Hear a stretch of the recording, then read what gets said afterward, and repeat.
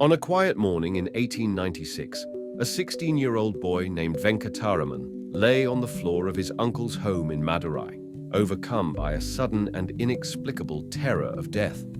Unlike others who might have panicked or sought distraction, the boy embraced the fear, performing a mental autopsy on his own body. "This body is dead," he reasoned, "but I am still here, aware, alert." That moment of radical self-inquiry shattered his world. When he rose from the floor, the boy who had lain down was gone, and in his place stood Ramana Maharshi, a silent sage in the making, awakened not through years of meditation or philosophical study, but through the uninvited and irreversible realization of the self. He soon left home, drawn by an inexplicable magnetism to the sacred hill of Arunachala, which he later described not just as a mountain, but as the embodiment of divine consciousness itself. There, in the caves of its slopes, Ramana sank into near-total silence for years, often so absorbed in the stillness of being that he lost all awareness of his body.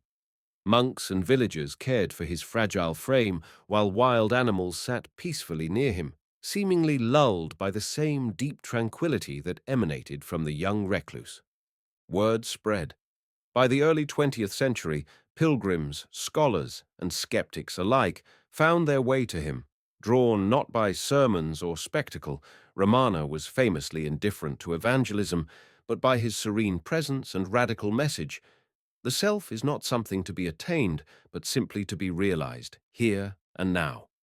His core teaching, Atma Vichara, or self-inquiry, asking, "Who am I?"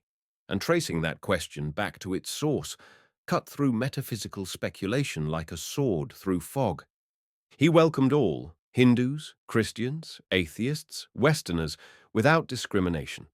When asked about the nature of God, liberation, or morality, his answers were disarmingly simple yet profound.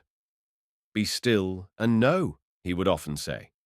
He never claimed to found a religion or system, never sought followers, and lived modestly, dying of cancer in 1950 with the words, "They say I am going away. Where could I go? I am here."